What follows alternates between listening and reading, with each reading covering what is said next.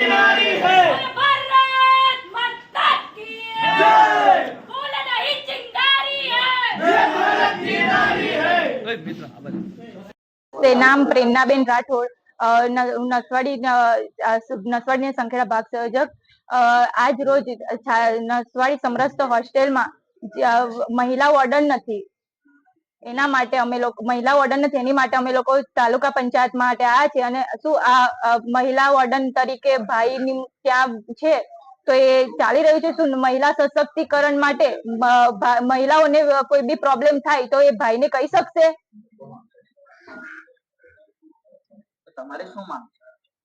અમારી માંગ એ છે કે જો 10 દિવસમાં મહિલા વોર્ડન નહીં મુકાય તો અમે એનાથી 10 દિવસ સુધી રાહ જોઈશું। તે 10 દિવસ સુધી જો મહિલા વોર્ડન તરીકે નહીં મુકાય તો એનાથી અમે ઉગ્ર આંદોલન કરીશું। નમસ્તે, રાજેશ્વરી સોલંકી, નસવાડી નગર મંત્રી। આજ રોજ નસવાડી નગર દ્વારા જે સમરસ હોસ્ટેલ છે તેમાં બેન્ડ વોર્ડન નથી તે માટેની માંગ લઈને અમે તાલુકા પંચાયતે આવેદનપત્ર આપવા માટે આવ્યા છે। શું બેન્ડ વોર્ડન નથી તો 1 વર્ષથી ભાઈ વોર્ડન તેનું ઇન્ચાર્જ રાખે છે, તો શું બેનને મુશ્કેલ હશે તો ભાઈ જવાબદાર રહેશે અને બેનને જે પણ મુશ્કેલ હશે તે ભાઈને થોડી ના કહી શકશે। એ માટે અમે તાલુકા પંચાયતે આવેદનપત્ર આપવા માટે આવ્યા છે, પણ એક પણ અધિકારી અમને સંતોષપૂર્વક જવાબ આપતા નથી અને શિક્ષણ અધિકારી ઇન્ચાર્જ માટે તો શું અમને સંતોષકારક જવાબ તો મળવો જોઈએ ને। અહીંયા ગાડી જો આજ અમને સંતોષકારક જવાબ નહીં મળે તો અહીંયાથી અમે ઉભા થઈએ નહીં અને 10 દિવસની અંદર અમારી જો માંગ પૂરી નહીં થાય તો ઉગ્રથી ઉગ્ર આંદોલન અમે કરીશું। નમસ્તે।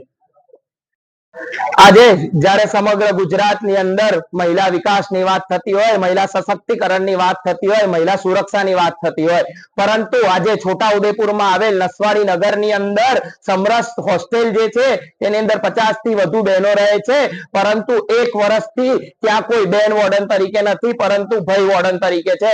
જ્યારે બહેનોને કઈ મુશ્કેલ થશે, કોઈ સમસ્યા થશે, કાં તો બહેનો જોડે કોઈ બી દુર્ઘટના બનશે ત્યારે એનો જવાબદાર કોણ? તેથી વિદ્યાર્થી પરિષદની એ માંગ છે કે તાત્કાલિક ધોરણે અહીંયા બેન વોર્ડન તરીકે મૂકવામાં આવે। અને જ્યારે અમે એની રજૂઆત લઈને અહીંયા કચેરી આવ્યા છે ત્યારે કોઈ બી અધિકારી અહીંયા હાજર નથી અને કોઈ બી અધિકારી અહીંયા સંતોષકારક જવાબ આપતું નથી। તેથી તાત્કાલિક ધોરણે અમાને સંતોષકારક જવાબ આપવામાં આવે અને 10 દિવસની અંદર મહિલા વોર્ડન મૂકવામાં આવે, નહીં તો વિદ્યાર્થી પરિષદ દ્વારા ઉગ્ર આંદોલન થશે અને તેની સંપૂર્ણ જવાબદારી આ અધિકારીઓની હશે, આ સરકારની હશે। જ્યારે સરકાર મોટી વાત કરે છે મહિલાઓની, ત્યારે 1 વર્ષથી આ અધિકારીઓ જોવે છે કે અહીંયા કોઈ પણ ભાઈ વોર્ડન, કોઈ પણ મહિલા વોર્ડન તરીકે નથી, તો એ ગુજરાત માટે નહીં પણ સમગ્ર દેશ માટે ચિંતાનો વિષય છે। જ્યાં સુધી અમાને સંતોષકારક જવાબ નહીં મળે અને જ્યાં સુધી મહિલા વોર્ડન નહીં મૂકવામાં આવે ત્યાં સુધી અમે અહીંયાથી ઊભા નહીં થઈએ અને આગામી પૂતળા દહન પણ થશે અને સરકારનો અને અધિકારીઓનો વિરોધ પણ થશે। તેથી તાત્કાલિક ધોરણે મહિલા વોર્ડન મૂકવામાં આવે। વિદ્યાર્થી પરિષદ દ્વારા આગામી બી ઘણા બધા આવેદનો આપવામાં આવ્યા છે, પરંતુ તેનો કોઈ પણ જવાબ મળ્યો નથી। તેથી આ વખતે કોઈ પણ હિસાબે મહિલા વોર્ડન જય લગીને નહીં મુકાય ત્યાં સુધી વિદ્યાર્થી પરિષદ આ આંદોલન ચાલુ રાખશે। નમસ્તે, ધ્રુવ ઠક્કર, વડોદરા વિભાગ સંયોજક। નમસ્કાર।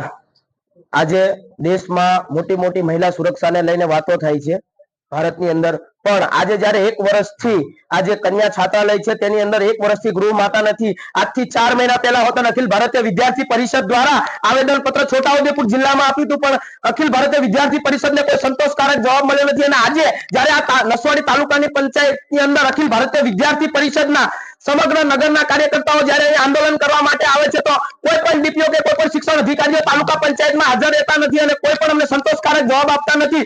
અખિલ ભારતીય વિદ્યાર્થી પરિષદ આજે સરકાર અને આ તાલુકા પંચાયતની અંદર માંગ કરે છે કે જો મહિલા સુરક્ષાની આટલી મોટી વાતો કરો છો તો આજે 1 વર્ષથી મહિલા વોર્ડન કેમ મૂકવામાં નથી આવતા ત્યાં છાત્રાલયની અંદર? કાલ ઉઠીને કદાચ છાત્રાલયની છોકરીઓને કોઈ પણ પ્રશ્ન થશે તો એ કઈ ત્યાંના જે ગૃહ પિતા છે તેને જાણ કરશે કે ગૃહ માતાને જાણ કરશે? આજે 1 વર્ષથી નિયમોનો ભંગ કરીને ત્યાં ગૃહ પિતા હાથવે છે તો ત્યાં સુધી અધિકારીઓ સુવે છે એમની ઓફિસોમાં?